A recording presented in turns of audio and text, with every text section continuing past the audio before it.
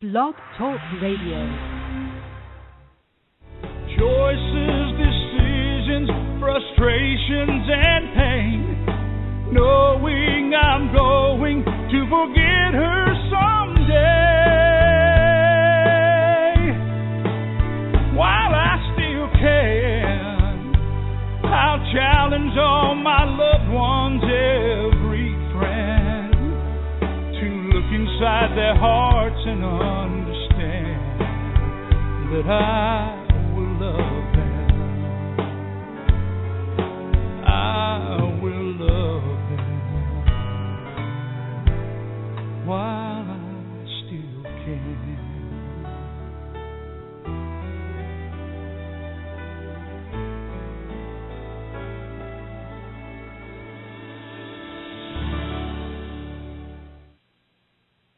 Well, hello, everyone, and welcome to Alzheimer Speaks Radio.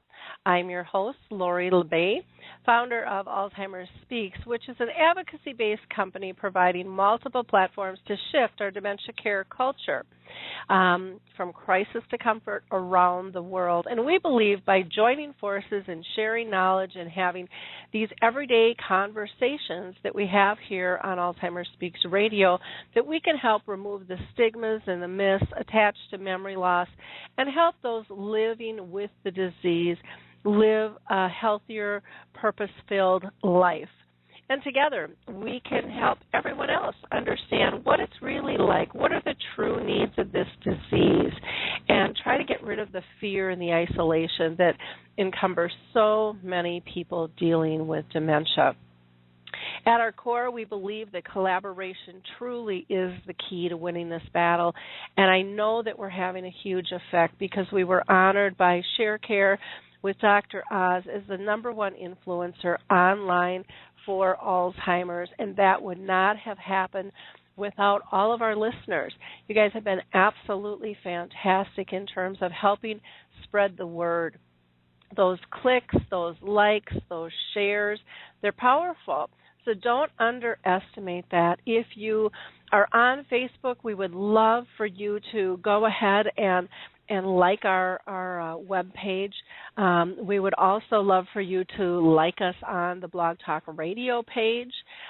If you have a Twitter account, please feel free to tweet out these episodes, because you never know who in your sphere is going to need information next.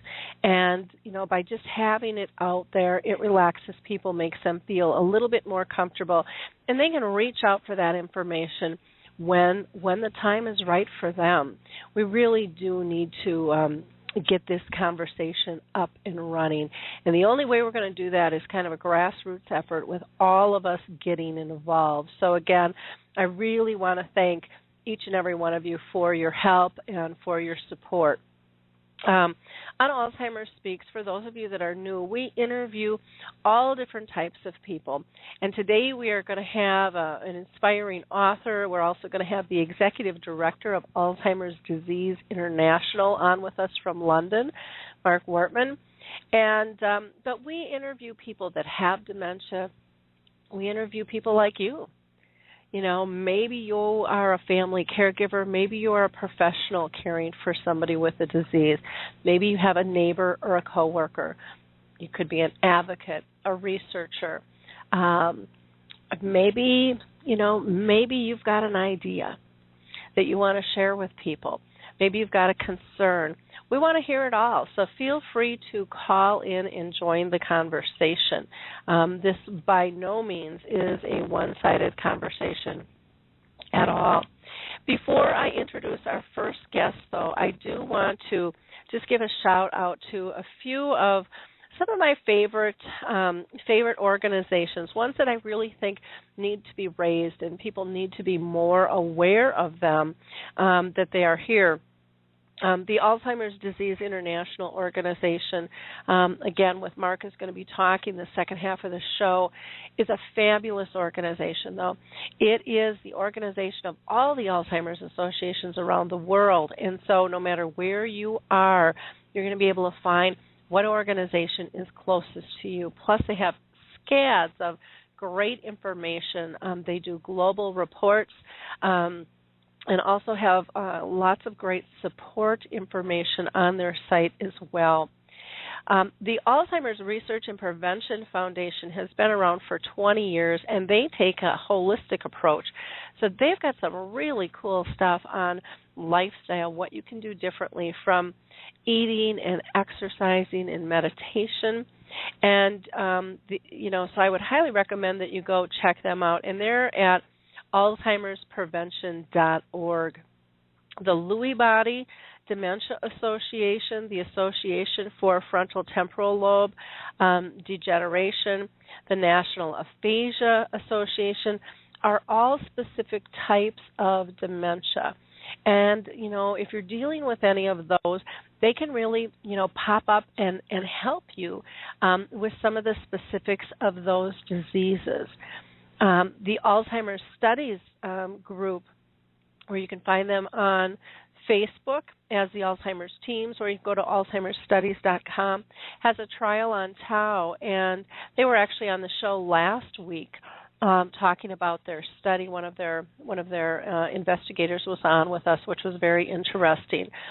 Music First with Choral Health. I'm such a believer in music and the arts, and Tryn Rose Seley is going to be talking with us about her book and some of the things she's up to, and she's big into the arts too and just does a wonderful job. But Music First with Choral Health is just so powerful. I call them prescriptions, music prescriptions, because they can figure out what will help your person with dementia eat, sleep, wake up, switch moods, all kinds of things. It's pretty fascinating stuff.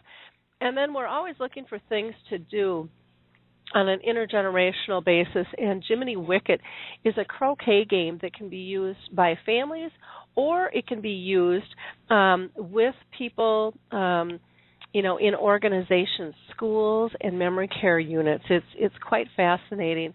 Puzzle With Me is an organization that has designed puzzles especially for those dealing with dementia. Oversized puzzles for piece size, but not as many, and then age appropriate.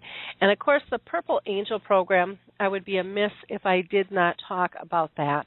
The Purple Angel program is a new global symbol for dementia, and it is absolutely fantastic. Anybody can be part of this, so if you're interested in learning more about the Purple Angel, just contact me directly, and I'd be glad to have a conversation with you. You can shoot me an email at Lori, Lori, at alzheimersspeaks.com, or just go to our website, alzheimersspeaks.com, and click on the big contact button, and from there you'll get information. So let me go ahead and introduce our first guest. Tryn Rose Seley is a professional caregiver, a photographer, and a musician. She grew up with a brother with special needs, which helped her really form this sensitivity to those who can't say who they are, but often respond positively when she shares the best stories of life.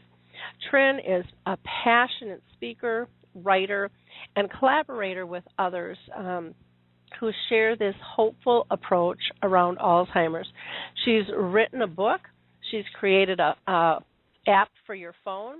She teaches on a regular basis an art class for those with Alzheimer's and related dementias. She has been on our show before, and she truly is a joy to have with us. So, Tryn, welcome to the program. How are you today? Thank you, Lori. I am good, and I'm thrilled to be on your show again and share ideas with your listeners, and look forward to meeting you when you come down to Phoenix in a month. We're really opening the way for you to come and visit. We're thrilled to invite you this way, warm it up for you.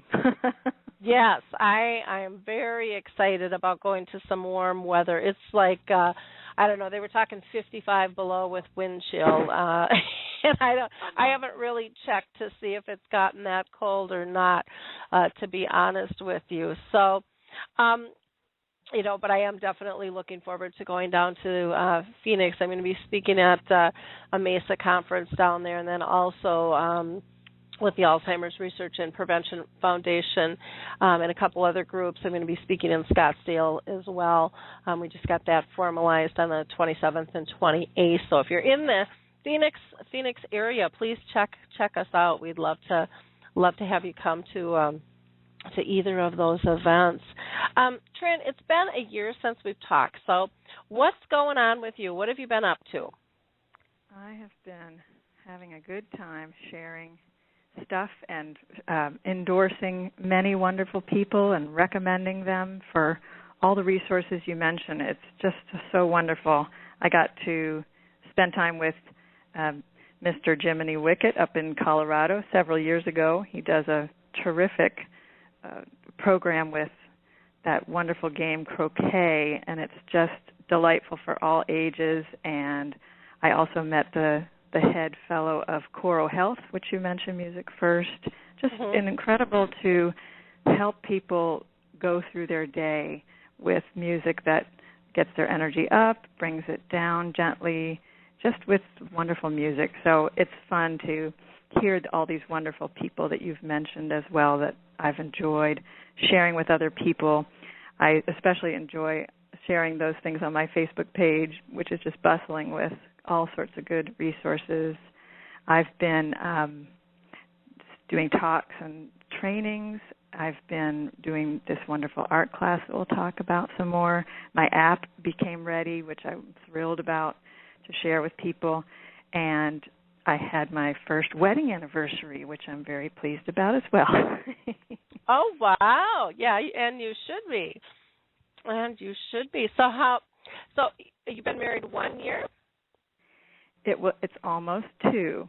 So almost yes. 2? Okay. Well, congratulations there. That's exciting. It is. Feels good. And he's cheering from the other room. Well, it's nice to have our cheerleaders. That's fantastic. You had mentioned that you had met James with Jiminy Wickett, and it really is very fun to be able to meet these people all over the world and connect and see these passions ignite. And there's so much going on that so many people don't know, so it's important for all of us to share that information and really make a difference, because it's fascinating, and it makes such a large impact. This way of communicating, we get all sucked into marketing plans and doing things, but it really is just this normal everyday conversation that really has, in my opinion, the most power and the most effect. So it's fun to hear that you've been connecting with others. Can you tell us about your art class that you teach in Surprise, Arizona, and how does that affect your artists and your caregivers? Yes, it has a very good and positive effect, so they say, and I believe them. The class is called Mindful Art, and my colleague and I have been teaching that class for a year now. We started last February in a community art center called WHAM, What's Happening Art Movement. It's a terrific space, terrific people. Those children from the 60s said, we need to call this the What's Happening Art Movement. But it's very wonderful to be in a community art center where we are raising awareness about Alzheimer's and truly raising the awareness that these are people first, that are artists, and they're interested in creating art and telling stories on a theme and singing songs that make them laugh and make them remember other things in their lives. So that's what we do. We start with music. We talk about New Year's resolutions or Valentine's Day, the birth of jazz we're talking about in February, and it gets our energy up in a positive way. We talk, we laugh, and then we create art, and it's just delightful. And we also do a separate caregiver experience, a support group for the caregiver, because my colleague Annette and I both really feel strongly that the support person needs attention too. we can create this great time for the person, the artist, as I call them. But we need to also serve the caregiver who's worked hard to get that person there this morning and has an hour and a half to be supported as well. So we provide local resources of groups around that can give other attention to them during the rest of the time. We run this class a couple of times a month, and it's just delightful to see what happens for the artists who come. They just turn back into themselves, and the caregiver who comes back is often surprised that they told you a story, or they sang all the words to that song. Yes, they did, because we gave them an opportunity to do that. The other important thing about the class is that we provide quotes on a topic and also song lyrics that can be taken home and used again. It's giving people portable ideas to continue enjoyable, successful interactions at home, and even to share with other caregivers, other people, other neighbors, friends who come in the home. For instance, the class we just did was focused on Cuba, because we're going to be going to a West Valley Symphony concert in March as a class that is playing Gershwin's Cuban Overture. So we picked quotes about traveling, and they're all written on a page, and on the other side is songs about traveling, like, oh, we ain't got a barrel of money, maybe we're ragged and funny, but we're traveling along, singing a song, side by side.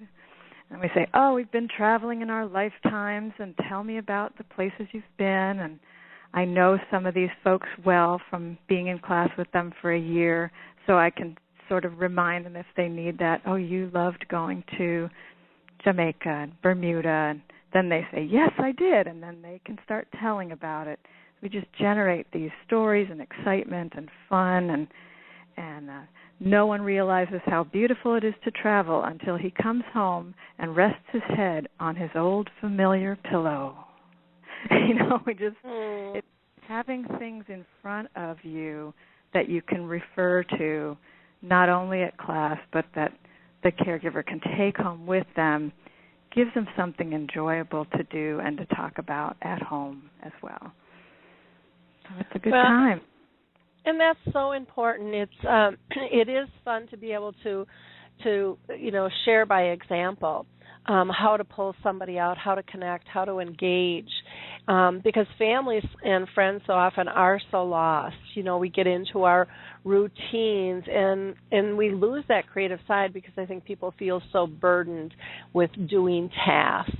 And it's so cool when you see that glint in their eye and that excitement of, oh my gosh, there is more to this, and I'm missing this, and I can try that at home.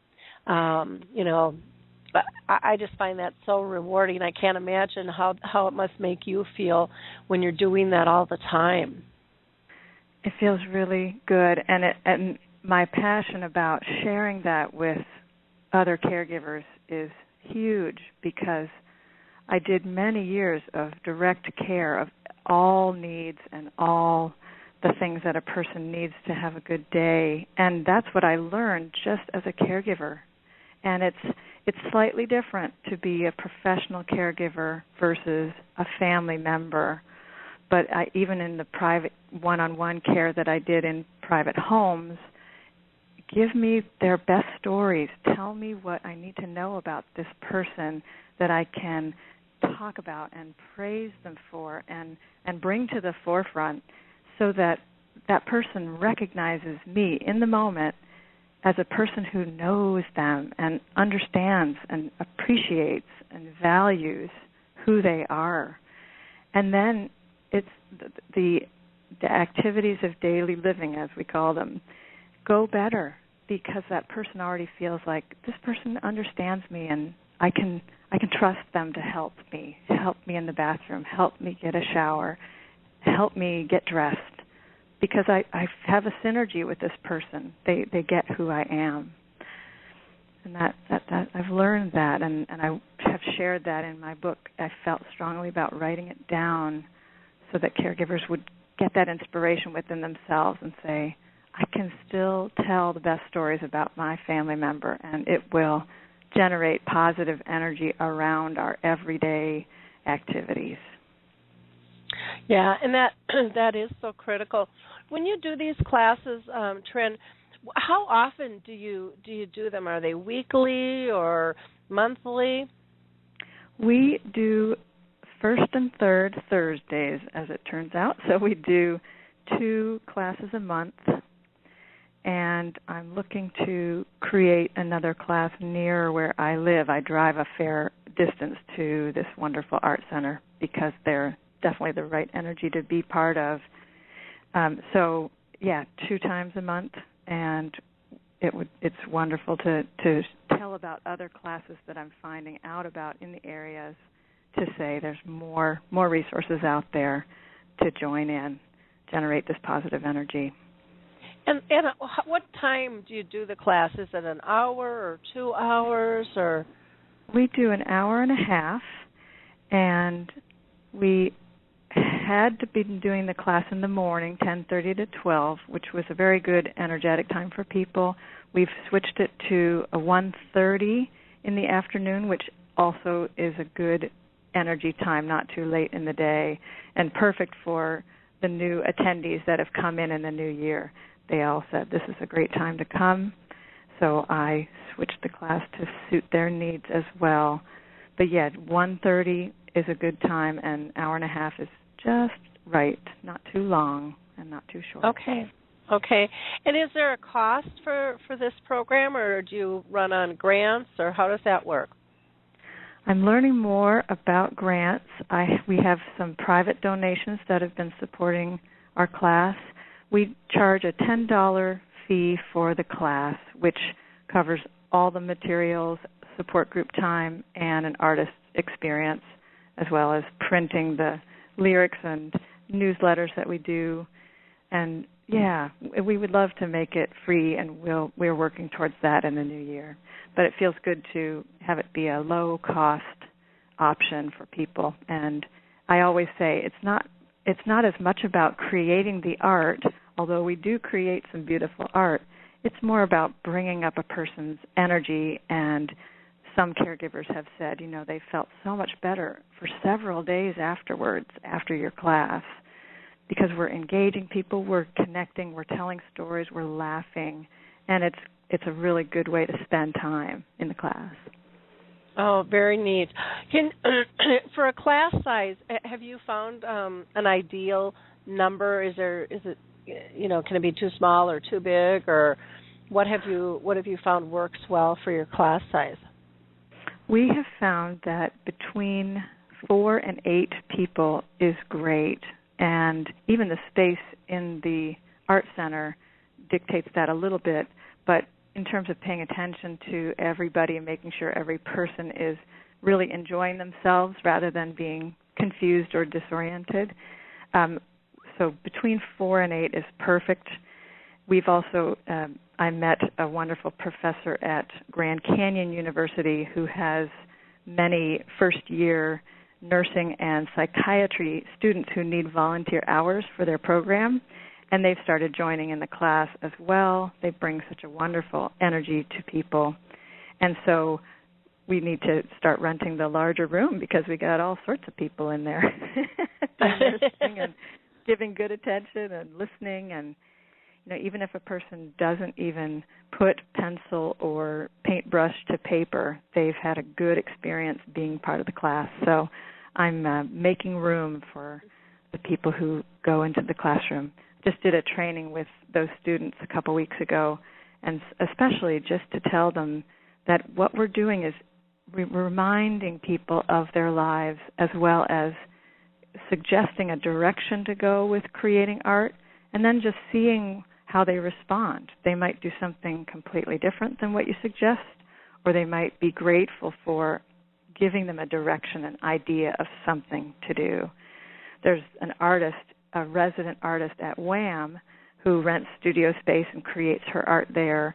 Her art is just full of little buildings and color and figures, amazing, colorful things. And as I got ready for this Cuba focus for our class, I borrowed a picture of hers to put in our classroom because it looks like Cuba. It's this colorful and beautiful hot air balloons and flare. And we just looked at that picture, the whole class, and said, let's create something like that if you feel inspired by these colors. And we created this huge picture of a hot pink building, a hot blue and hot yellow, because that's the picture we had of Havana, gorgeous colors. Uh-huh.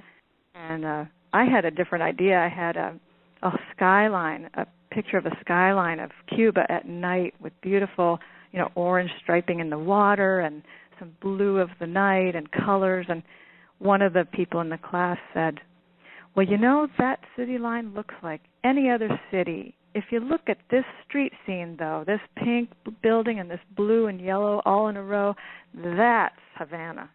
Mm-hmm. So that's what very we did. Cool. That's what we painted. Very fun. We're getting very ready to fun. add a vintage car in the corner because that's what they have there. So it's really good, really good. Well, that's fantastic. The arts is just so important. Can you give us some examples? You had mentioned pencils and paintbrushes, and what types of projects do people work on?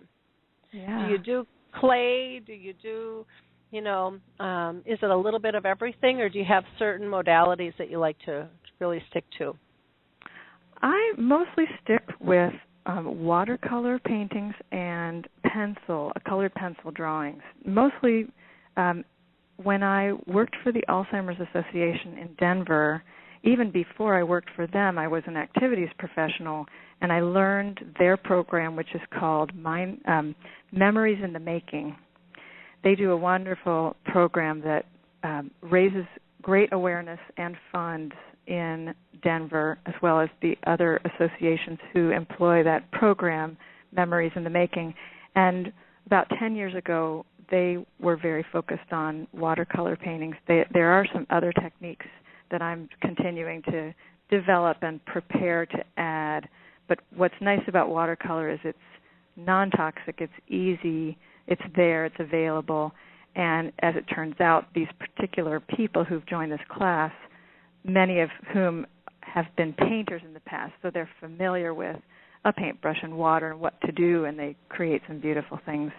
There's a lady who loves her pencils, and so she'll draw anything that's in front of her with her pencils, and she'll look very carefully at the colors. And she was a junior high art teacher in her career, and stamps too. Her husband has now brought in some big, beautiful stencil-type stamps that have, a filigree of flowers around the corner. Or I also purchased a flower stamp because she loves flowers, to paint flowers and create flowers.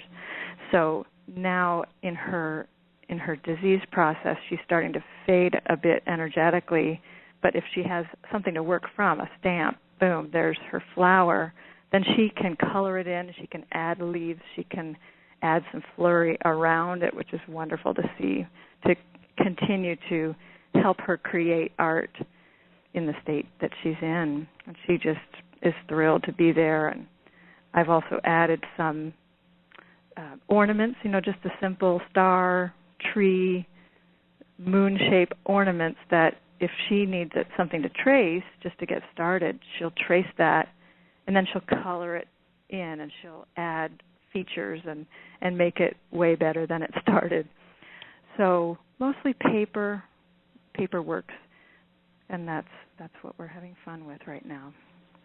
Well, and that makes sense, and it's something that most people have done in a lifetime, so it's not like you're introducing something new, for them to deal with. And the watercolors, like you said, it's just so free-flowing.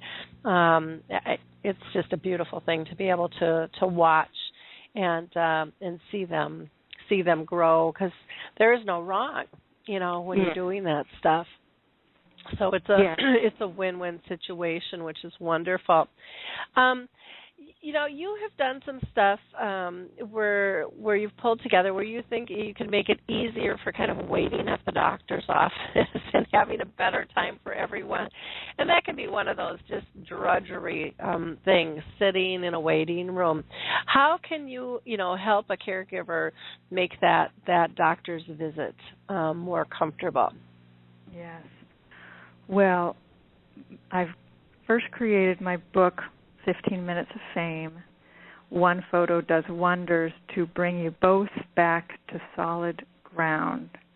And from creating that book came the art class, as well as from my past experience with the art program, and a phone app that I've had the fortunate opportunity to create and design with Arizona State University Technology and Education Department.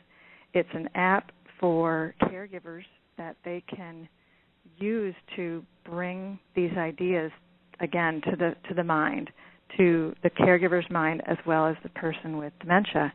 The app is called Alzheimer's Story Starters, and it's out on Android phone. The iPhone technology, we're still working towards getting that flowing a little easier. The Android version is working very well, and it is full of pictures, photographs that I've taken, song links to YouTube that people can listen, they can sing along.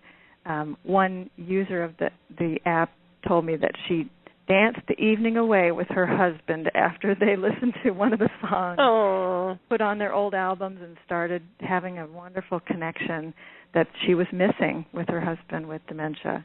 But that having a song in her ear and his ear made them say, hey, let's put on our old favorite records and do some dancing. And so that's what happens with the app. We've got a button that has photographs that you can look at. It has song links. And with YouTube, you can go and investigate further choices than just the links that are provided, so people can expand on that. It also has a button called Starters that has several small little story ideas, like there was a time when, or I remember when you did this, or let me tell you about your gardening award that you got. It gives you just an idea, a starter, a quick sentence starter. When a caregiver feels frustrated that their family member can't say or tell a story, it's my turn now as a caregiver to start the story. And once you get started on your stories, it very well may spark a story in the one that you're caring for. And one of the other buttons is called Example, and it just has a story you can read. Here's an example of a crazy time when I was racing to the airport and didn't get to my flight on time because I was going to the Midway Airport instead of the O'Hare Airport, and I was only 19, and I didn't realize there was another airport. And it's just a short, funny story on these topics, seasons, celebrations, ideas of funny things to talk about that will give you something interesting to do while you're waiting. Oh, that's fantastic. And again, those conversation starters, they're so simple, but it's not how we normally communicate. And so I think it's wonderful that you've built that tool to help people engage. That's just such a great benefit to everyone. How do they get the app for that? People can go to the site that is called appszoom.com. So it's appszoom.com. And what you do is you go to the site, appszoom.com. You look in the top search bar in the top right corner and type in Story Starters. And what will pop up is there are a few choices out there. This one has a blue stack of books, and that's the icon to look for, is a blue stack of books. And if you have an Android phone, then you can click on that icon and it will download it to your Android phone. And off you go. And it's free, and you can then have access to stories, pictures, songs, and ideas of ways to tell a story that you can carry with you. It's another portable way to have a bunch of great things to talk about. Okay. Now, when you go to that page, is it under a certain category? I'm sorry, I might have missed that. I got a head cold. Yes.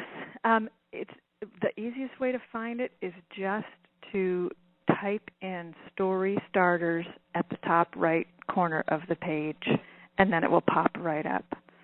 That's the easiest way to find it, because they have a lot of different apps on that site, and that's the way that in the searching has gone very well for me and the users of the app. Okay, and I just did that. It popped up really quickly. The only thing I will note is for anyone who goes to Apps Zoom, and again, that's APPS Zoom.com. The search bar is in that upper right-hand corner, but it doesn't stand out because it's kind of a black-gray on a black-gray. And so, but it's right on top of where it says developers in blue, and you can type right in there. You'll be able to find it fairly quickly, but until you put your cursor there, it doesn't lighten up. So just a tip on that one. But other than that, it's really easy to find, and looks wonderful. So, well, that's cool. Yeah. That's very, very, very cool. And free to boot. I mean, people, come on. I know. That's Go for pretty fantastic. There's nothing wrong with that. I have a great story to tell about it if you'd like to hear. I'd love to hear that. Yeah, please.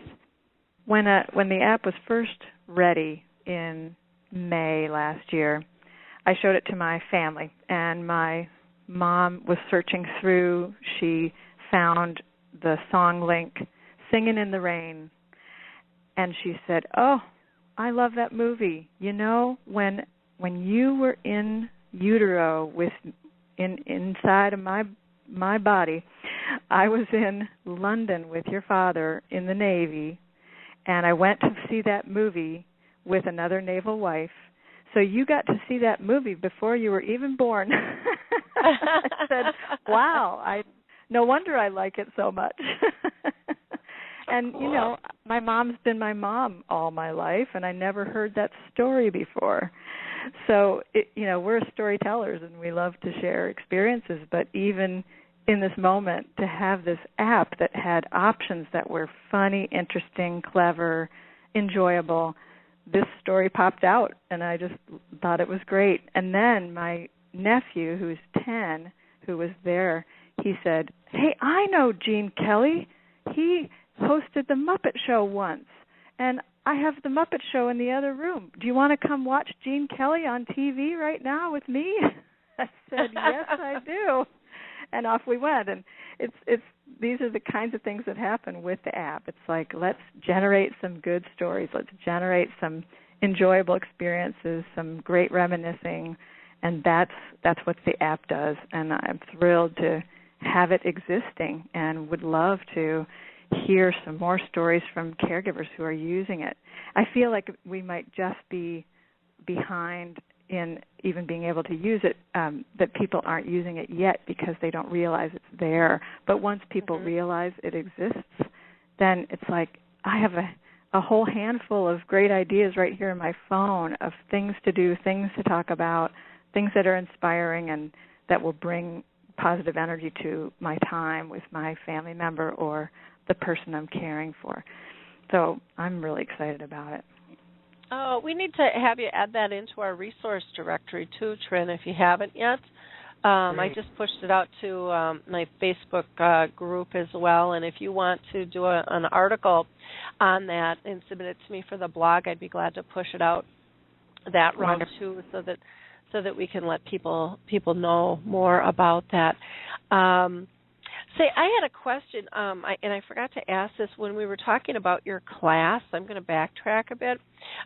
Is the class just for people with dementia, or do their caregivers or care partners come with them as well? And it sounded like it was just them, but I wanted to make sure that was clear because I had a question on that. Mm-hmm. We have two experiences running at the same time. So the caregiver brings their family member to the art class, and then they step into the next room and have a support group at the same time. I always invite the caregivers to peek in if you would like to see what we're doing, and often they're just really ready to have some time to share what's going on for them in a quiet and private setting. At the beginning of the month, we had a couple of groups in Surprise, Arizona, where we do the class, who created a special class allying with the West Valley Arts Council and Benavia, and there are two groups that do a lot of programs in the West Valley here. And so we advertised in a way that invited some new people to the class, and we did that class all together with the caregiver, which was great as well for them to see that by singing and telling stories, all of a sudden our energy has risen and we're ready to create art. And people created cards, greeting cards to bring home, as well as watercolors and larger pictures. And it was great. But we really love to protect that energy for the caregiver to have a separate experience for themselves while we're doing art with our artists. Okay, well that makes a lot of sense there, and I like that you've got something for both parties to be able to do. That's absolutely wonderful. Now another thing, we get questions all the time, and maybe you can help with this. What should a care partner do when the person that they're caring for is looping or asking the same question over and over and over again? Do you have a way to be able to shift that dynamic? Yes, and again, it comes all back to having something good and enjoyable and inspiring to talk about. And that was what I lay out in my book very specifically, is how to do that. How do you create resources that you can draw on that give you something more enjoyable, more anchoring to talk about than getting confused. When I did full-time care with people, and there was a woman I especially remember who she asked every day, every 30 seconds for about 2 months, when am I going home? And she just asked it over and over. And I spent a lot of time with her, and we did different things together. And what I learned about her is that she was a master gardener. She had beautiful gardens in Colorado, and she loved getting out. We would go on van rides every few days. Sometimes I was the driver. Sometimes I was a passenger and a person sitting with people. So I would sit with her, and we'd look out the window, and she would say, "When are we going home?" And I'd say, "Well, we're going home in about half an hour. We're out looking at the mountains." And she'd be comfortable with that for about 30 seconds, and then she'd say, "When are we going home?" And I'd say, "Well, we're going to be home just in time for dinner. It's going to be the perfect time to arrive because we're going to have a great meal, and you're invited." And then she'd say again, "When are we going home?" And I would say, "Well, we're going home in time to meet your daughter for dinner because she's coming over tonight." "Oh, she is? Oh, I'm so glad she's coming over." And in the answering the question different ways, I was trying to find out what the root of the question was. Sometimes you find out, sometimes you don't.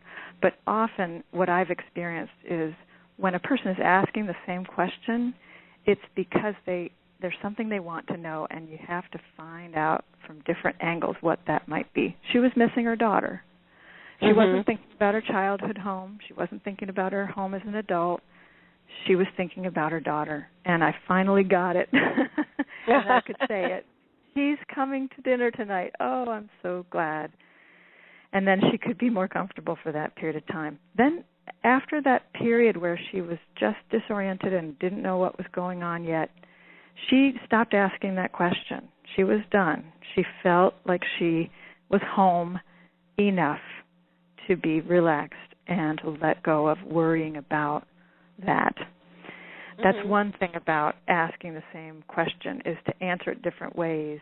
Another thing to do is to say something different. Say, well, you know, I've been wondering the same thing, and I thought we should have a cup of coffee before we go. And then you bring over a cup of coffee, and you bring over something delicious to eat, and then you start talking about those times when she always made the scones for the tea for the mother's group when the kids were young, and you go a different direction. You take that energy in a different direction, and you create home, you anchor, you ground each other by something that's just slightly going around the corner. It's not going too far away from when are we going home, but it's creating home right there. And that's good too. Those are two different aspects. One is to sort of look at it straight on and try and find out what's up. Another is to create a situation that feels comfortable, feels like home, something enjoyable. And then these techniques that I've learned as a caregiver that I wrote in my book are, you know, bring out a photograph that has a great caption, a story attached to it, bring out the song lyrics of her favorite music, and sing, and just sit and sing together, and bring up that energy and anchor right where you are, and tell a great story about her life. These things really do add positive energy to the situation right then and there. I got an elementary education degree a long time ago. I've come along down the road, but when I did that degree, I felt very strongly about learning about how people learn and how they feel comfortable, and that those things can transfer to new learning situations. That children and adults can, you know, be in conversation with each other that can bring up the energy that creates the learning. That when people need an anchor, it's there. And I love working with children. I worked with kinder music, young children. I worked with special needs children. And then when I started working with adults with different kinds of dementias, I brought those strategies with me to say, how do I connect with this person right now in the way that will make them feel comfortable and happy? That's what I love to do, and I'm glad that I had the chance to figure it out enough to put it into a book and say, one photo, one song, one story will bring you both back and give you something good to talk about.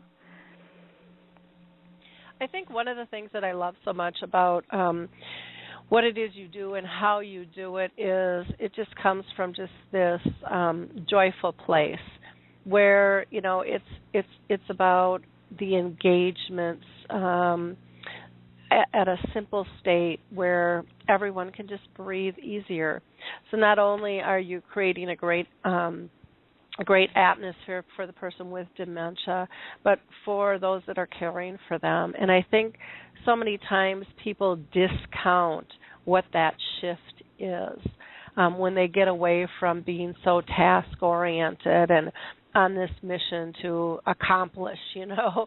It's kind of like this Mission Impossible type scenario, and we add all this extra stress to us, and we forget about having fun. We forget about what the core of our relationship really was. We forget about being silly and laughing, you know, and so many people won't laugh when illness strikes, and that's one of the things I think that's at most people's core of their relationship is like you can let your hair down, you can laugh, you can cry, you know that person's there for you all the way around, and you know, we need to create that comfort, we need to create that space that helps us both survive and thrive and enjoy life.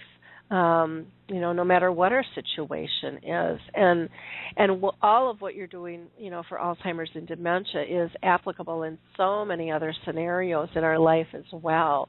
I mean, it's just, for me, I know getting to that place, because I was a control freak for a long, long time, driven by my checklist and my, the power of that check on the paper that I completed something. And I had, I was great socially. I interacted and, I did all the things I was supposed to do, but I just do them at a whole different level now that I've let go of the, I just don't let the task control me anymore. I let the environment in this situation drive what is needed and really try to connect first and still get my job done. Don't get me wrong there. But it just has taught me to approach things so different. And when I've let go of control, I gained so much. And I had no idea what I would gain in my life, but I gained, a calmness, I gained a confidence, I gained just this peacefulness of it's okay. I wasn't driving, and riding the stress train anymore. And that was just massive for me. And I think that's one of the beautiful things that you teach people is just the beauty of the connection and not losing a relationship because of a disease. None of us should give that up. But it seems like in so many cases it's the first thing to go. Absolutely. Absolutely. Because our culture, our general culture runs in that way. It says you need to be faster, stronger, better, or I'm cutting you off. And that's painful. It doesn't actually work in the business world either. And that's why I am grateful to have been raised the way I was and the experiences I've had to say, I'm going to generate excitement around all the resources that I see, and there's many more, for supporting people with Alzheimer's and their caregivers. And for me, personally, I feel very strongly about supporting everyone in that circle of care. It's the caregiver, the person they're caring for, and anyone who joins in, whether it's a professional or a family member who has been estranged and finds a way to get reconnected and wants to give direct support now, hasn't been able to do that and now knows how to do it or finds a way, or at least the commitment to wanting to help and support. Everyone needs to be supported in that circle. And that's how I created the strategies I did to say there's so many people involved here that need support, and you have to feed and support the caregiver as well as the person with the disease that's struggling. And then everything can go up from there. All the energy can raise up from that point to say,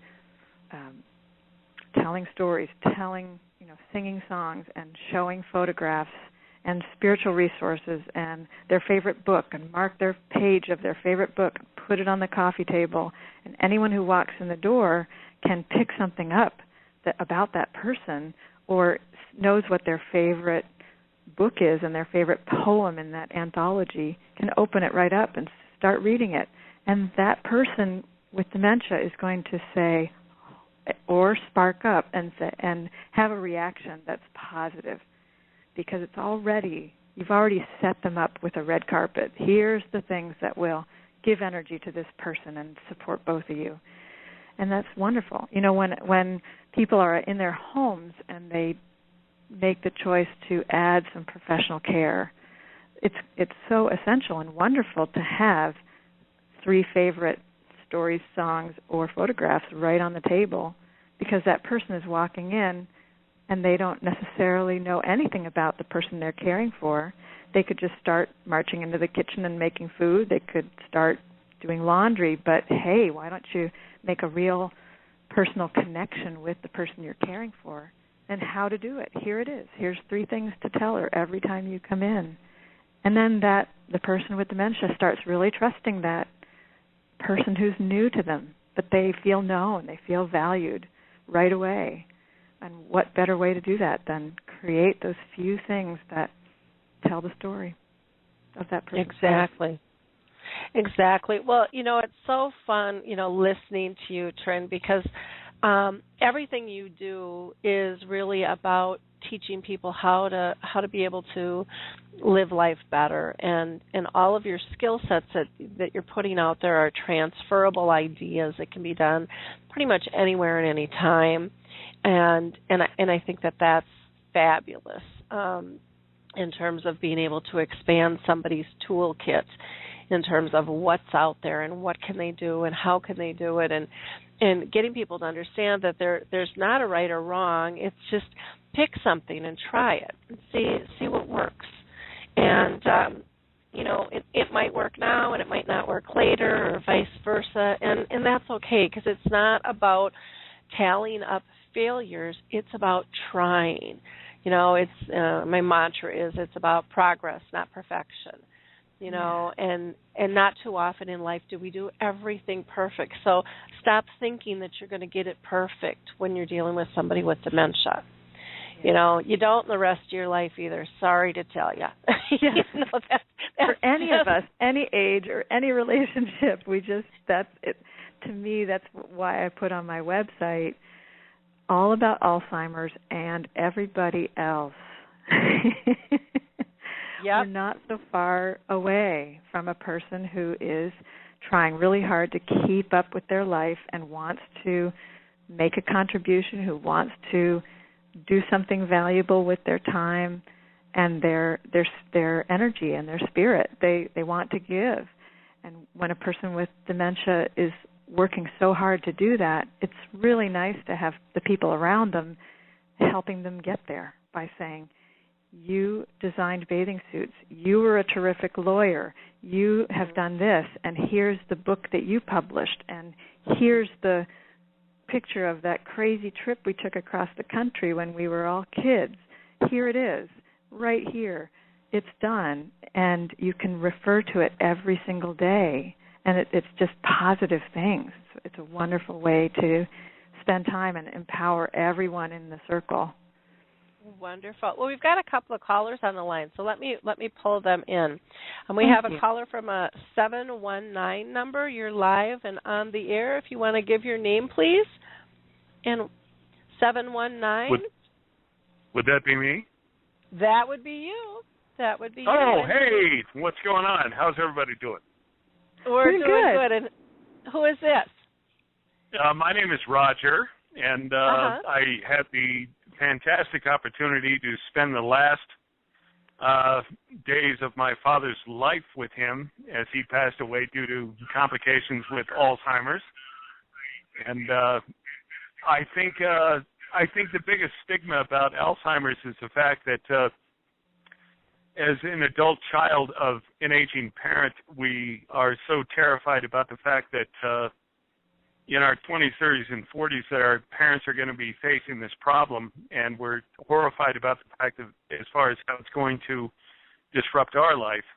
And I initially went through that paranoia, but when I moved back in with my father in order to help take care of him, it was one of the most rewarding experiences I ever had. Wonderful. There was nothing to be paranoid about it at all. That's great, because there is a lot of, I mean, it's spooky stuff. It's the unknown, and a lot of what we hear, in the news is negative, and it's kind of fear-driven a lot of times. Yes, it is. It's that initial anxiety that will just drive you up the wall.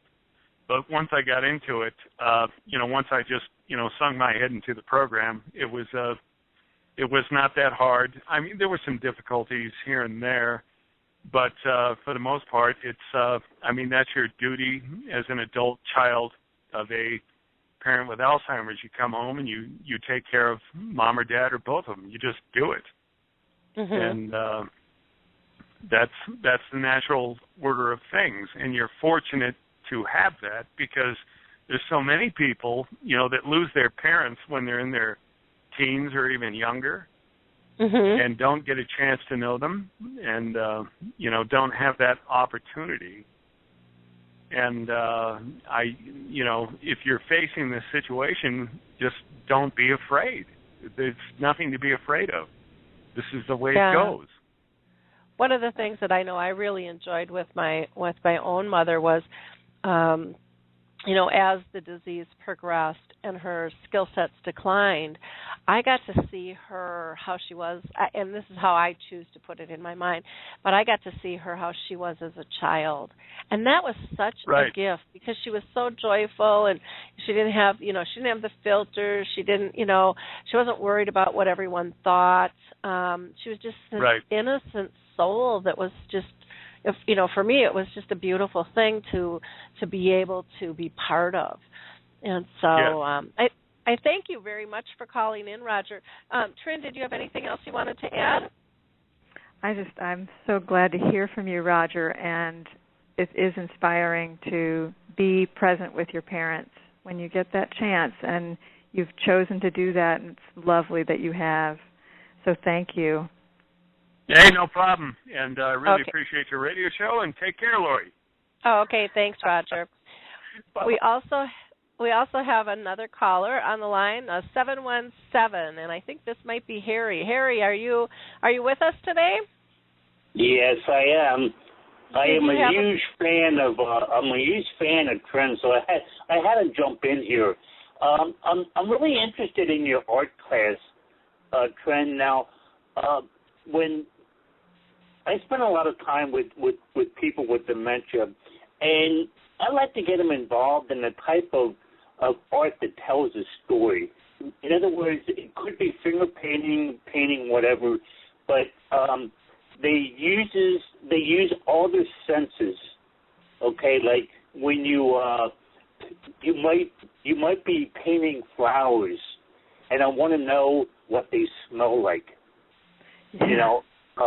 You're painting maybe some birds in a tree, and I want you to hear the birds. What type of bird is it? Is it an owl maybe, or any kind of singing birds?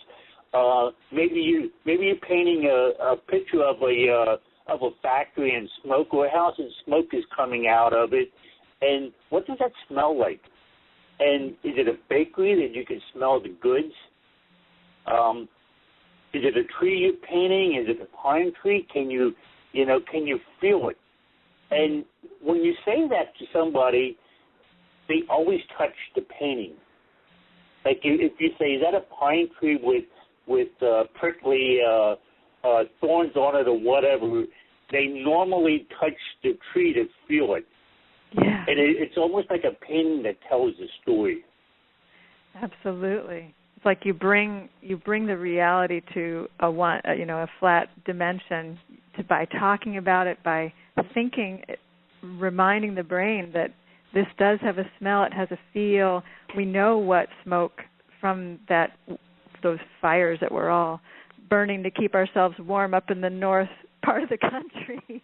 We know what that smell is, and we love that smell, and we love the flowers. The rose smell is just a treasure to me.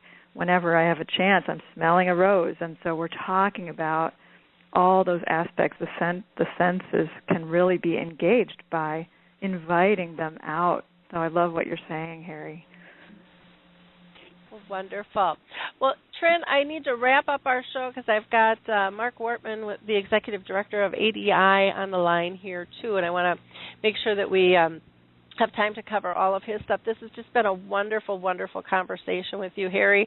I appreciate you calling in as well. But, Tryn, how do people get a hold of you and your products? We talked about the app, going to App Zoom. Yep.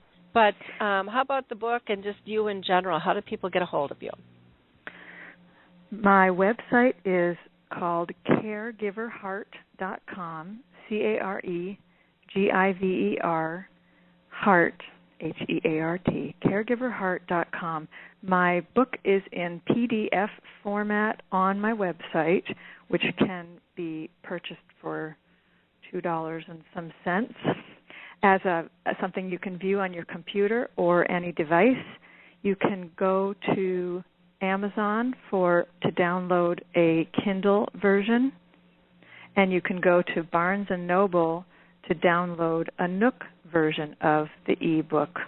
I sell printed copies from my own storehouse here, and my email is my name, Tryn Rose, TrynRose,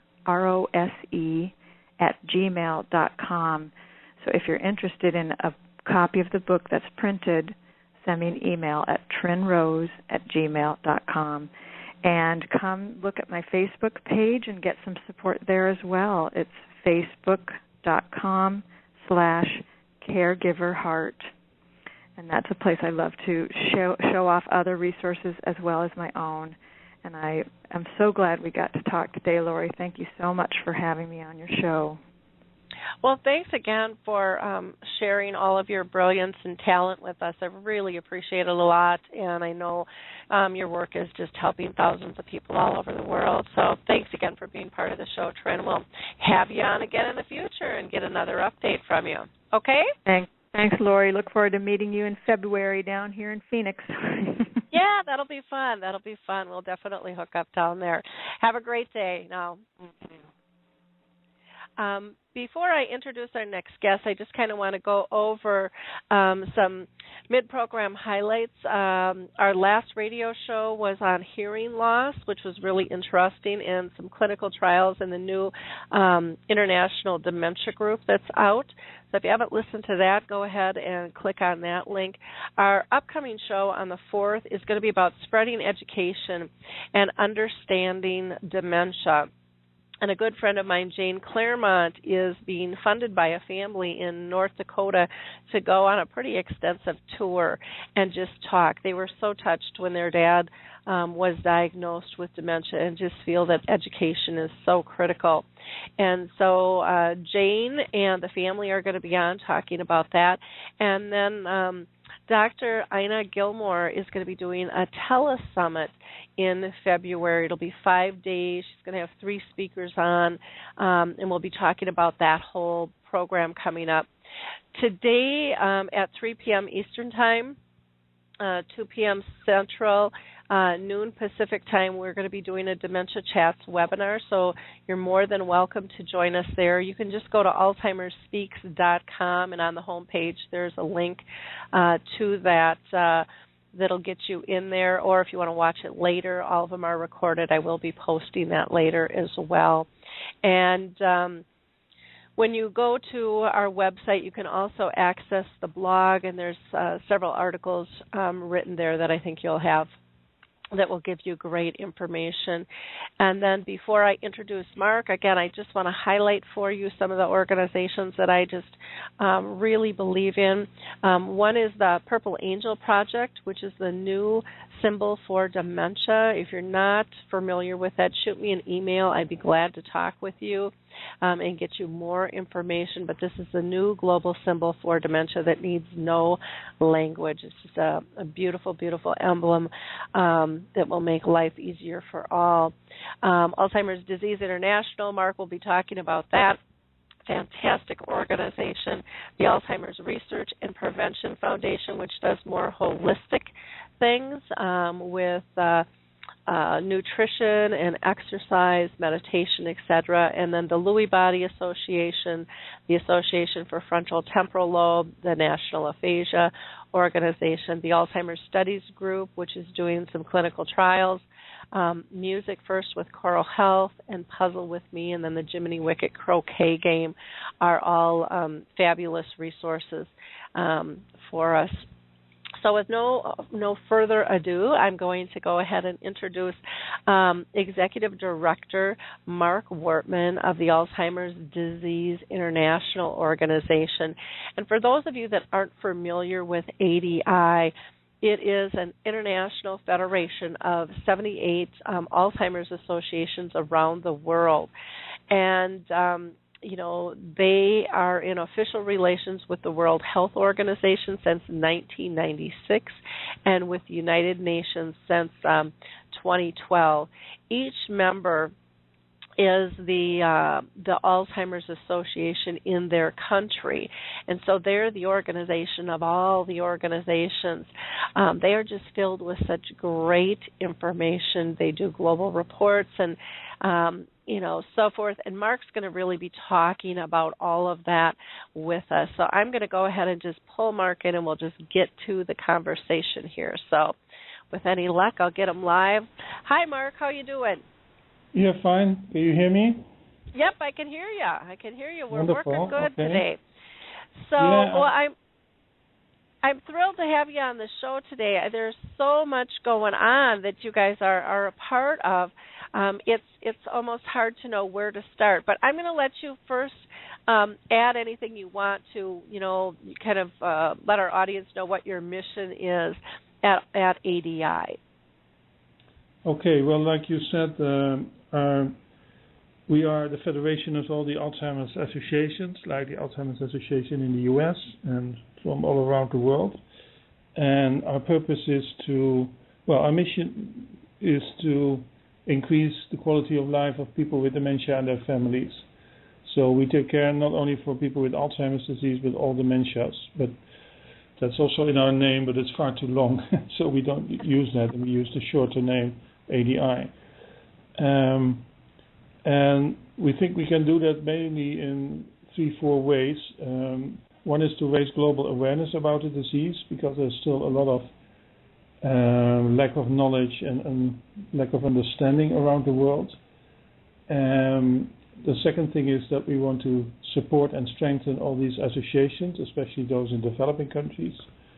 And the third thing is that we advocate on behalf of the families and the people with the disease in the international bodies, like you said, the World Health Organization and the UN.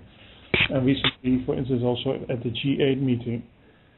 And finally, we try to coordinate the research efforts of our member associations, because there are more and more now that fund some research, and we try to help them to make the right decisions on how to do that. Okay. Let's talk about the G8 summit. Can you explain what that is? Because a lot of people don't even know what the G8 stands for. Now we're hearing talk about a G20 summit. So if you can talk about that, that would be wonderful.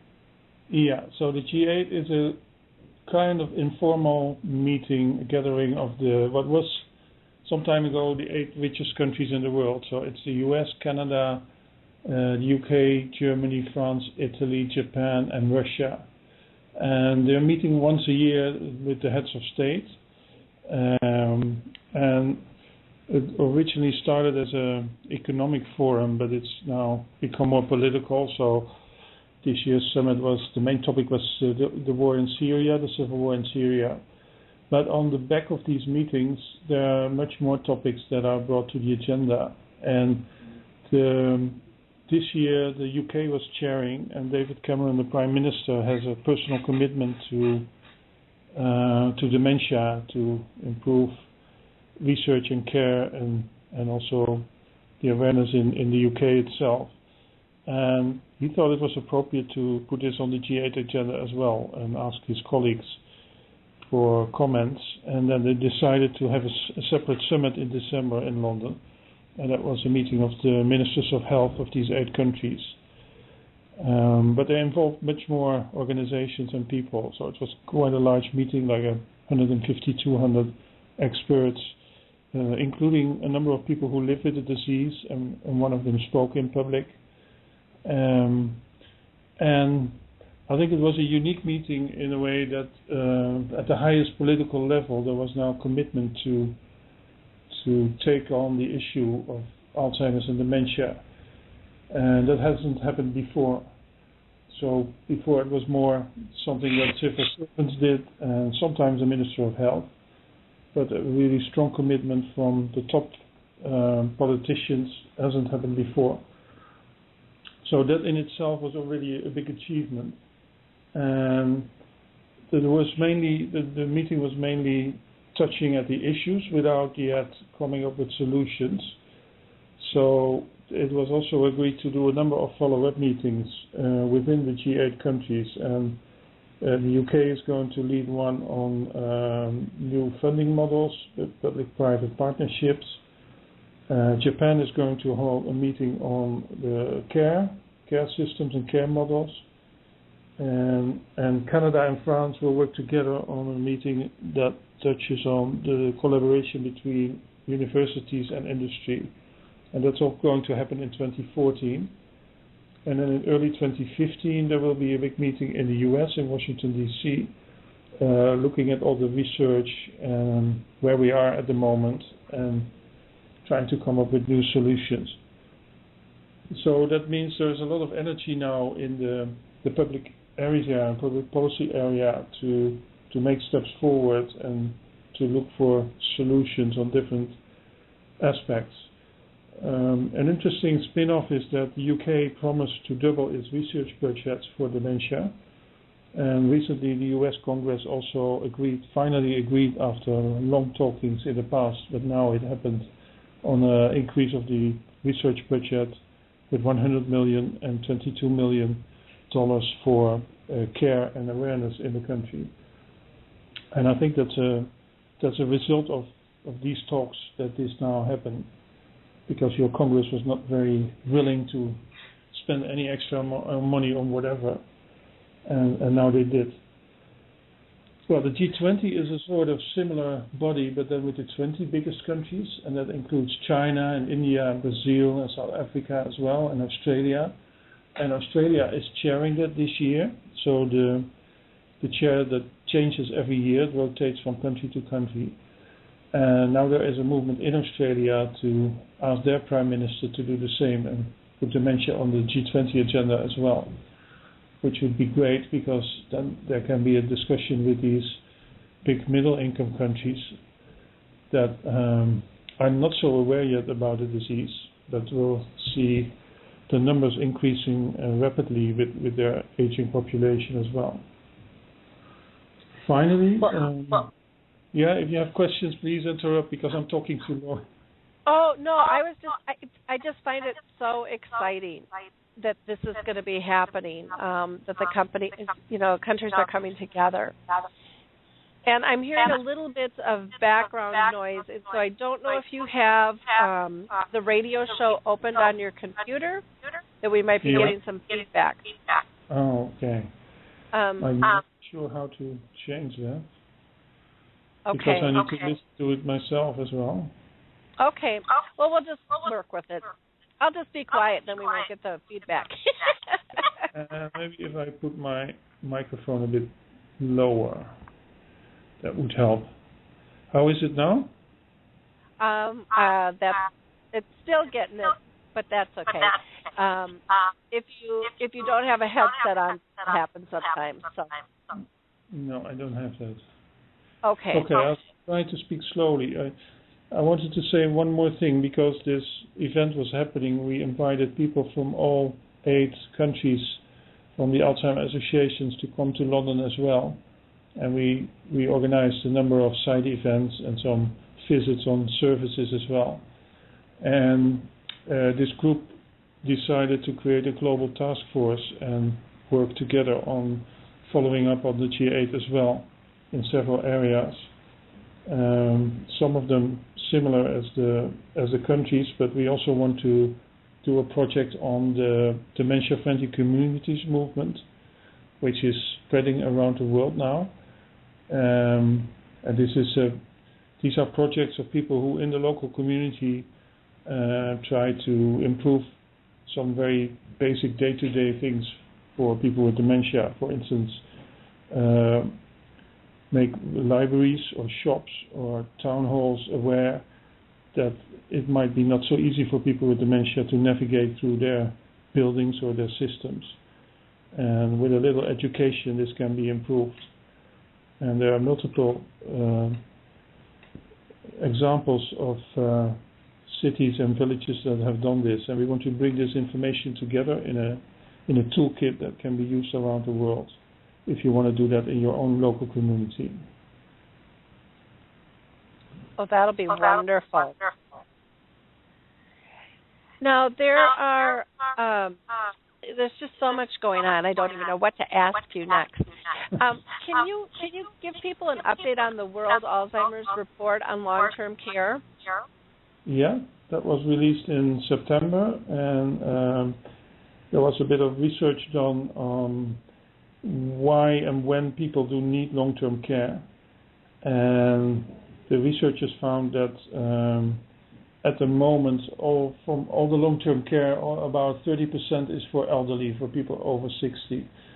And the rest is for younger people, especially between 15 and 44 years old. But we expect by the year 2050 that half of all the long-term care will be for elderly because of the change in demographics around the world. And from all the elderly who need long-term care, half of them have dementia. And that's going to be something like 135 million people by that time. So that means that the pressure on long-term care systems is going to be huge, and especially from elderly with dementia. So that's a sort of wake-up call for our governments, who are often puzzling with the long-term care system, how to finance it and how to lead it into the future. That one of the things that would help is really dealing better with Alzheimer's and dementia and finding solutions and ultimately finding a cure, because that will have an enormous positive impact on our long-term care systems as well. So that's the sort of the number side, the economic side. But we also looked into what models of care are there, how can you measure their impact, and we have a lot of examples in the report. It's almost a 100-pager, so it's not so easy to summarize. But we hope that it's useful for those who work in the field and who are trying to make their systems better, that they can find inspiration, that they can find good examples in the report that will help them with their work. And we really think this is very important for all the people with the disease and for their families.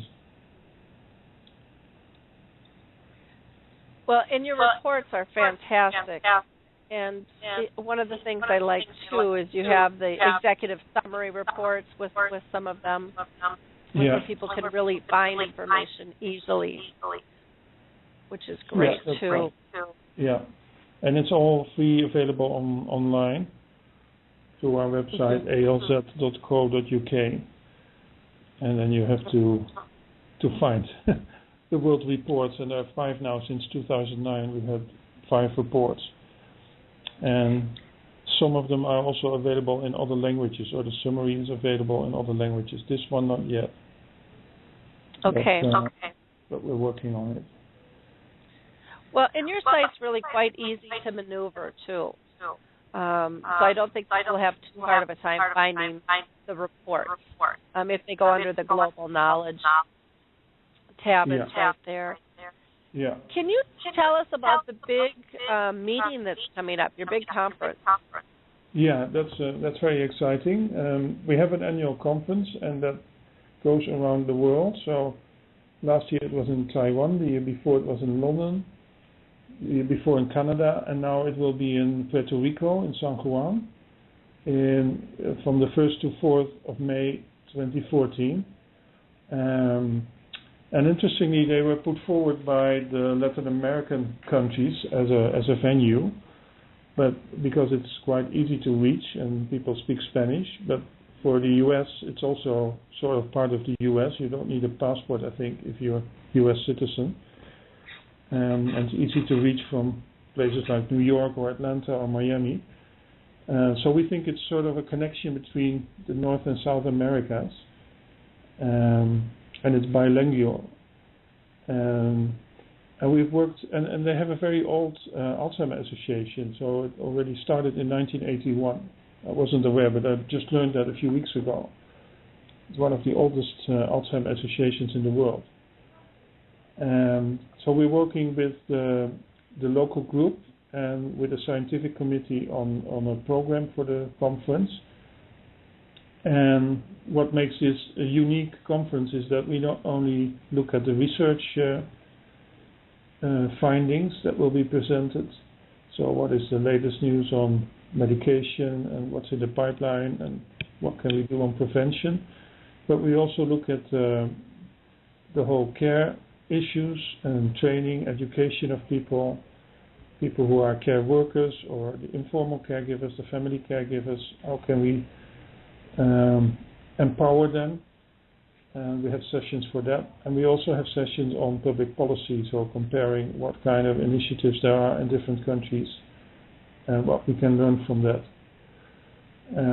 So it's a great learning experience for everybody in the field, and it is a very broad conference with really different topics. It's never a dull moment. And we hope that that we attract many people from around the world, and especially from North and South America. Maybe I can touch on a few of the main items that will be discussed. That would be great. Yeah, so there is a session with an overview of the latest results of treatments, of clinical trials, and another one on prevention. So what can we do to reduce our risk to get dementia and what is known? There are many studies coming out now, almost every day. So it's really good to get an update. We also have some new findings from our 1066 research group. That is a group of researchers working in Latin America and Asia and the Middle East in developing countries. And they look into the communities over there and try to find out how many people have Alzheimer's and dementia, and how does that compare to other parts of the world, but also what are the connected risk factors. So do many people have diabetes or cardiovascular disease, and how does that relate to each other? And they promised us that there are studies done in Puerto Rico itself, and that there are really special outcomes. So we're very curious about it. And then we are going to have a debate session where, as you might know, there are more and more tools coming up now with PET scans and MRI scans to know if you are at risk for dementia, although you don't have the symptoms yet, because we can see the changes in the brain. And we actually want to know from people if they want to know if they are at risk.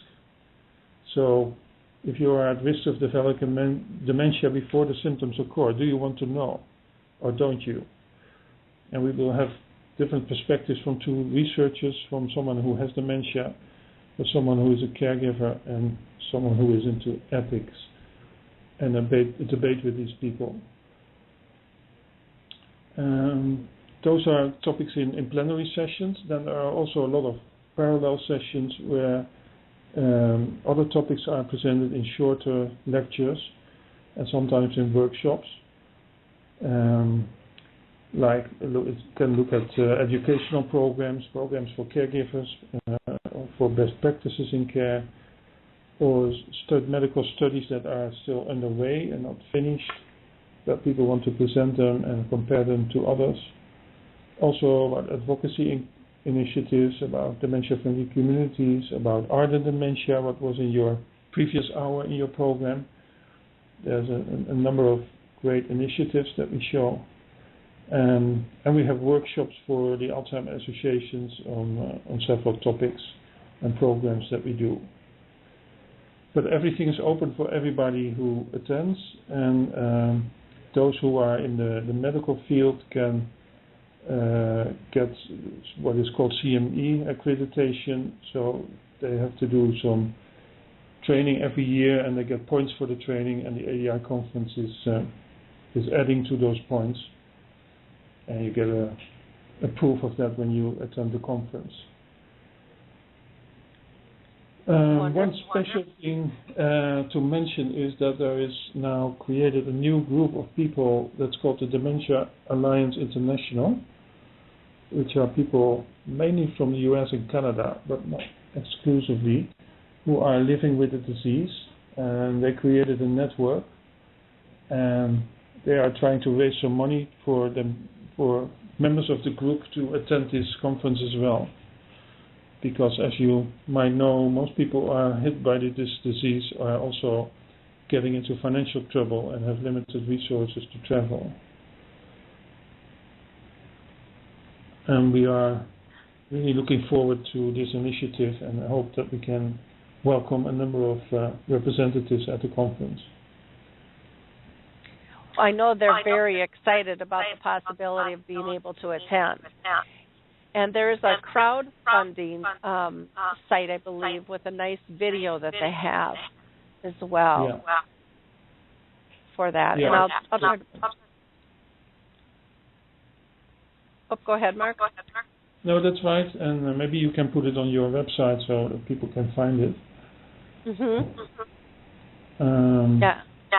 And I hope this is not a one-off, but this will be something that can continue after the conference, when people have had the opportunity to meet and to present themselves over there, that they will find new members from other countries who can join, and that we really can create a global network.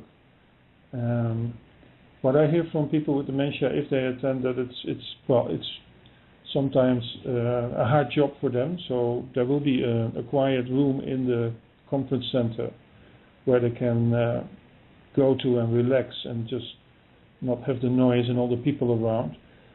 But it's very encouraging for them to speak to others and to hear about it and to engage with people in the same situation. Yeah, I think that'll be really, really powerful. And I'm just trying to find the link for that. So that'll be great.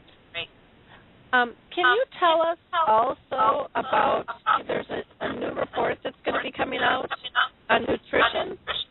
Yeah, we're actually finalizing. I have the third draft, was just reading it before this call.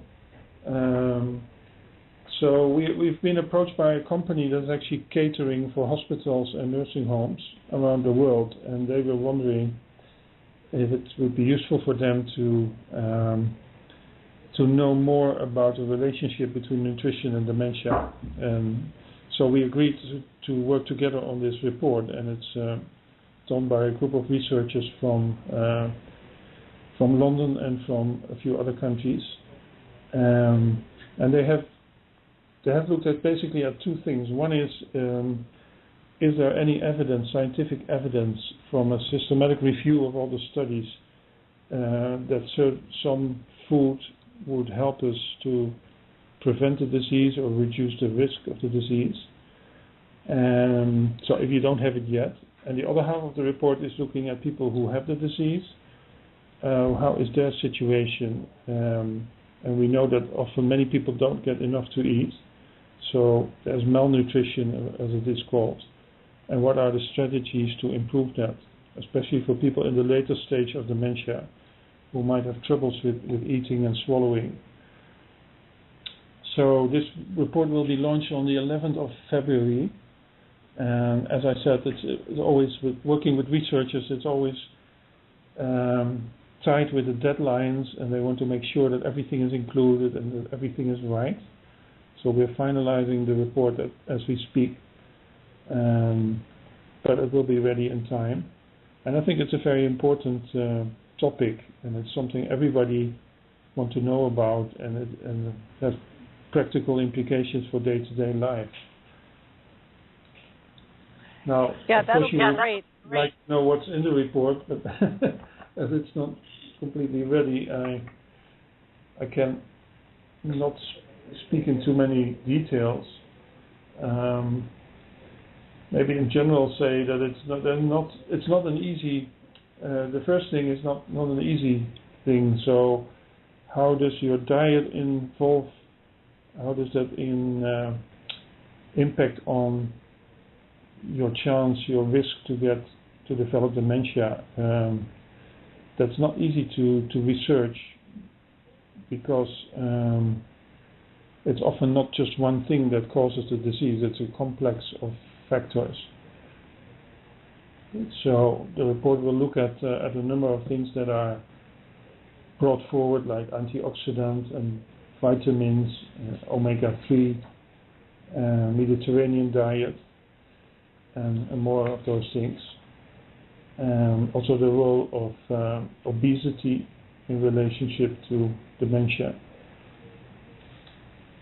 And on the other hand, it will look at the undernutrition of people who have the dementia and what can we do about it. And there have been some very creative people who did research in this area on how food is supplied in nursing homes. And well, there's a classical story of someone who brought her father to hospital, and then when he came, it was not because of his dementia, but for another cause.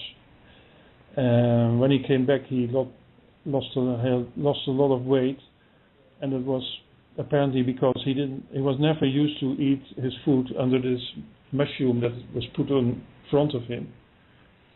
This silver mushroom which covered the food in hospitals, and he was not used to that, and nobody told him this is your food and can I help you with eating. So therefore he didn't eat very well while in hospital. And then that's really a missed opportunity because it affects your whole health if you don't eat well. So on the one hand, I think it's important if we don't have dementia that we live healthy and that we eat well. But if you have it, then it's still important that people get enough to eat and that it's delivered in the right way. Very true. Very true. Well, that'll be an interesting report. Yeah. And one other thing that is a little bit related that's often also forgotten when people with dementia are in hospitals or in nursing homes, if they have problems with their teeth, then eating is difficult. But sometimes they're not able to tell you that this is the problem. So the people who care for them should be aware that it can be an issue. And there are specialized dentists who work for people with dementia, but it's not often discussed topic. Very true, and it's very important. Yeah. And the whole area of prevention and risk reduction is sort of our key topic for this year. So in September, in World Alzheimer's Month, we will release a report on risk reduction in dementia. And not only looking at food as a risk factor, but also all kind of other things like physical activity and smoking and alcohol, lower or higher education, etc., etc. And we hope that we can come out with some recommendations. So that will be the next World Alzheimer report. Wonderful. Can you talk a little bit about the chefs that are motorbiking kind of around the country too? Sorry, I didn't get that well. Can you talk about the chefs that are motorbiking around the globe a little bit? Oh yeah, the chefs. Yeah, the two relatives from. They were originally from Argentina, and I think one of them lives in Dubai now. And they have Alzheimer's in their family, and they want to raise awareness, and they've set up a motorbiking tour from Buenos Aires across the cone of South America to Chile, to Santiago, and then to Lima in Peru, where they want to finish. It's a 3,000-mile trip, and during the trip they want to meet local people and show what they can do as a chef, and cook with them and enjoy their food and maybe educate people. And in the meantime, they're raising money for Alzheimer's as well. Money for research and for developing better policies. And they just kicked off short, I think 2 weeks ago, and they're still on their way. And you can follow them through Facebook and through Twitter and social media. Yeah, I did do a blog post on it, so the information is there. And I also did in the chat box put the information on the Dementia Alliance group, and then if people wanted to donate for that as well. Yeah, I can look up the motorbike. what their website is. That would be great. Just need to find the right link. If anybody has any questions, please feel free to call in. I know we've got somebody on the line right now, and if you want to push one, then I know that you have a question. Some people are just listening in that mode. So the Facebook page of the chefs is Chefs on the Road for a Cause. Already 1,700 people, over 1,700 people have liked it, so, and they keep track of what they're doing. Wonderful. And it's both in Spanish and English. Marc, is there anything else you wanted to talk about on the show today?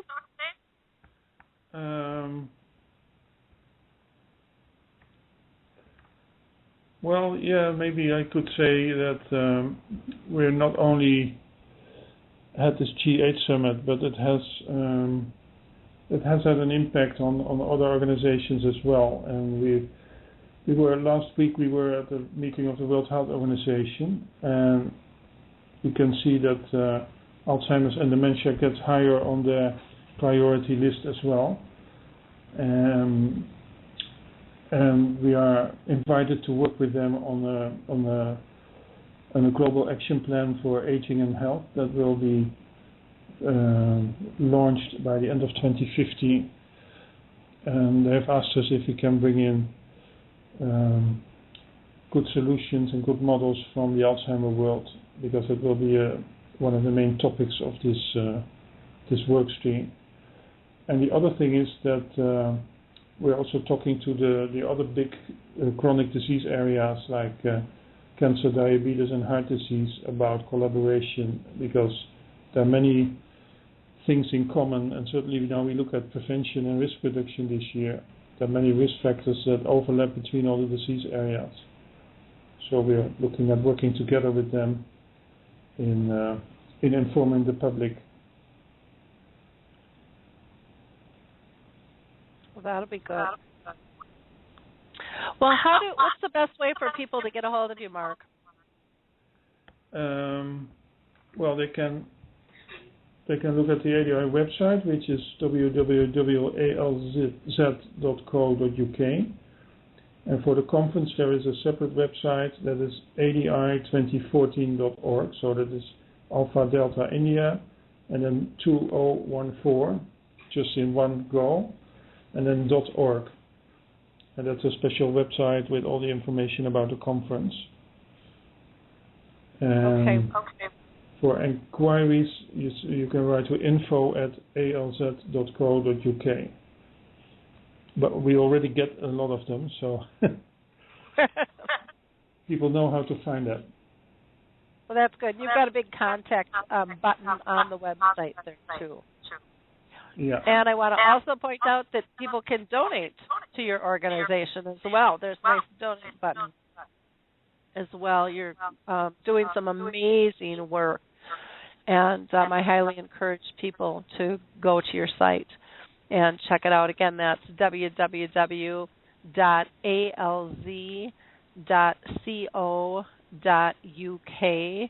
www.alz.co.uk on there. So, well, great. Well, this has just been a pleasure having you on the show again and getting updates. I was really hoping to be able to go to the conference this year, but I've got another conference that I'm going to be at, and so I won't be able to attend. But maybe next year I'll make the conference. So yeah.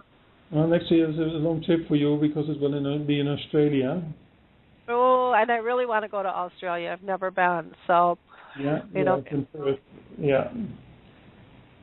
that would be great. Would be wonderful. Well, you keep up the fantastic work, Marc, and like I said, I am so excited that the globe is finally coming together. I mean, it's really, to me, it's so exciting. You know, I talk to people all over the world, but, the energy is just really picking up, and people are starting to understand we have to work together. There's no way we cannot work together in order to make things better for people dealing with this disease. And it also seems like, and maybe you can talk to this too, that the focus used to be just, the focus used to seem to me anyways that it was more research-based and a cure, but now it seems like it's starting to encompass support for those living with the disease as well. Are you seeing that shift with people you're talking to as well? Yeah, that's it's a really combination? Cool. Actually, one thing that we see as well is that more and more countries are now working on an Alzheimer plan or dementia plan, or strategy, or whatever they call it. So an integrated plan to look at all the aspects from public awareness, education, support for caregivers, improving their healthcare system, encouraging people to get diagnosed. And that used to be only in the richer countries so far, like the US and France and Australia. But now there's a number of countries working on it, from the middle-income countries like Mexico, for instance, and Indonesia. We're really excited about that, and we hope that this year we will see the first ones of those plans coming out, and then we can drive it to other countries as well, because it will be very encouraging if some of these countries with relatively limited resources and not such a sophisticated healthcare system, if they want to look into this as well, and if they are aware that this is going to be a growing problem for them. Mm-hmm. Well, and that's one of the things that I love about my company Alzheimer Speaks, is we're really about trying to raise everyone's voice and give share the knowledge out there, and let people know what's going on in all different areas, because it's so important, because I think when we share that knowledge, it sparks other people to try something different and to start, and then you get all these support groups going just through networking that want to make a difference, that start all this chit chat. So for me, I've just been amazed at kind of how the grassroots of Alzheimer's and dementia is really coming full force, with everybody working together from all different levels, from the person who's diagnosed, to the family, to the professionals, to the organizations, the businesses, the community. It's pretty cool to be able to watch that happening. Yeah. And it's very exciting time. The support structures and most of the healthcare work is all very local. That's all around the world the same. So you can, on a national level, you can give guidelines, you can exchange best practices, and on an international level as well. But the real work needs to be done in the local community, and by the people who know each other and who work together. And what is so important for Alzheimer's is that it's often not one group of experts or specialists or professionals, but it has so many different aspects and elements. And ideally, all the people who are the stakeholders should work together, whether it's the family doctor or the psychologist or the nurses. Everybody involved should know what they can do and what they can do with others as well, and refer to others. And that is often one of the things that are not very well organized yet. So the health systems are often very fragmented, and everybody's working in their own silo but don't know from each other. So that's one of the things that we see with these national plans. If people then go over their own specialty and look at the broader picture, then they get aware of opportunities for collaboration, and that makes everything stronger. Exactly. Well, and for those listening, I'd be glad to offer, if you have a business, product, organization, or tool that helps people with dementia, to go ahead and go to alzheimersspeaks.com, which is our website, and then in the header there's a couple of gold buttons, and one says Partnering Options, Share That You Care. And if you click on that, you can become a member of Alzheimer's Speaks, and then once you do that, you can register in our directory to let others know what your services are. And there's no charge to do that. Once you register, you can also get our free tools that we have there as well. But, you know, it's just a matter of letting people know that you exist. This is a big world, and even though we might be across the pond from one another, there are ideas that we can share. There's information, and it's just been a brilliant, brilliant thing, again, to be part of. You know, I've felt honored to be able to bring the Memory Cafe over here to the U.S., where we've got over 100 of them now. We're trying to track down where they all are, because so many are volunteer movements on that. So we've even got a person who now is creating websites for them so that they can register and get into the directory. So, I mean, people are really working together in the dementia-friendly communities. We've got sectors for that. I'm working on a Purple Angel tab that'll tell people how to, you know, be part of that whole global symbol. Because, again, you can be an individual. You don't have to be a business or an organization to help promote awareness. So it really is all of us working together, you know, at all levels to make a difference. And it's happening, and it's exciting. It's very, very exciting to do and to be part of and to watch the growth that has happened. Just in the last 2 years, I've just seen such a massive shift in attention to the disease, and it's wonderful. It's absolutely wonderful. So, Marc, again, I can't thank you enough for spending time with us today on the show. It's always a pleasure to talk with you and to learn all about what you guys are up to. And I know next time we have you on, there'll be a whole other list and more reports coming out. And again, you said, was it February 11th for the Nutrition and Dementia report coming out? Was that the date that you thought that was going to be? Yes, right. Okay, wonderful. So people can check back on the site with that. In the meantime, you can, you know, get the World Report and find out a little bit more and sign up for the conference in Puerto Rico. Man, I'd be there if I wasn't going to be working someplace else. I was really actually looking forward to going this year because I haven't had a chance yet. But I guess it's next year in Australia for me then. So. Yeah. Wonderful. Well, in Puerto Rico, it's much better weather than you have in most of the U.S. now. Yeah, it's pretty chilly here in Minnesota. We are, I think, like 25 below, and they closed the schools for I think the 5th time due to cold weather. Usually it's snow, but it's the cold weather that's killing us here.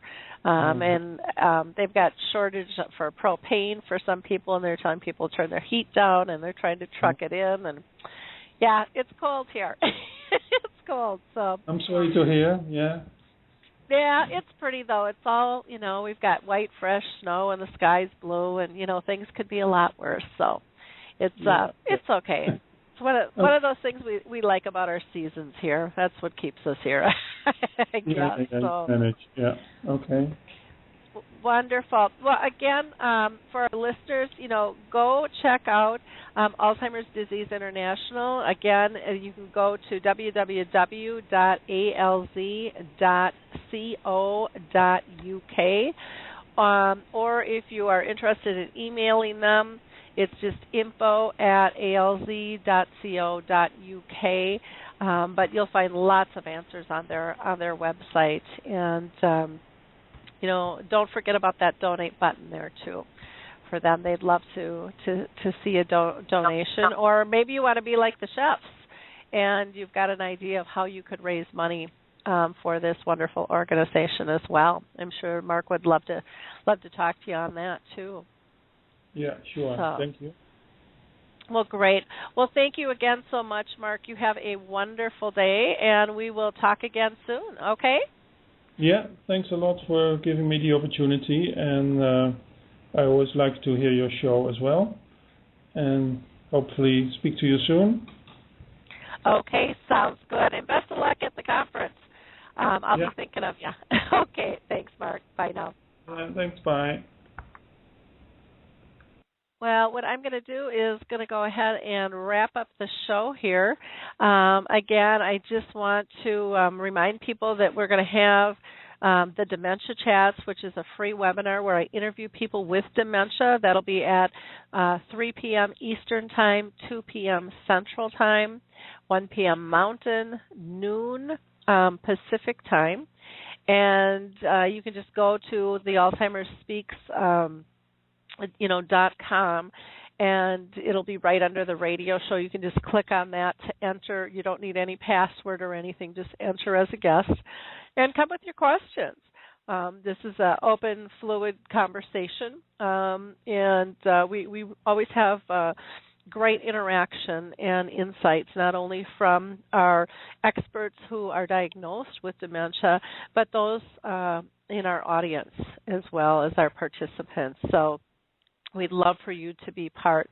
Again, if you're interested in learning more about the Purple Angel, which is the emblem for the global awareness with dementia, please let me know. We've talked about the website for Alzheimer's Disease International. Again, they're doing great things. The Alzheimer's Research and Prevention Foundation. Don't forget about the Lewy Body Association if you're dealing with that, or the Frontal Temporal Association as well. Or if someone's having problems with speech, you might want to check out the National Aphasia Organization. And aphasia is APHASIA. Again, that's APHASIA. And then if you're looking for some things to do, again, remember Puzzle with Me, Jiminy Wicket, the croquet game, and again, Music First with Choral Health. And don't forget about that new app that Tryn Rose talked about today as well. Lastly, I just want to thank Custom A Design, who's my web guys who kind of keep me on my toes and help me do all that I do with the website. I don't know what I'd do without those guys. So have a blessed and warm day. Got to be warmer than Minnesota, hopefully, where you are. And we will talk soon. Thank you again so much. Take care. Bye now. Hi, this is Suzanne Newman, host of the Answers for Elders podcast and radio show. We are the North Star that guides you through the complicated journey of senior care with trusted experts in money, law, living solutions, and more. So join us on this station, your favorite podcast channel, or just go to AnswersForElders.com. Meet the Wayshowers who will help your journey go a lot easier.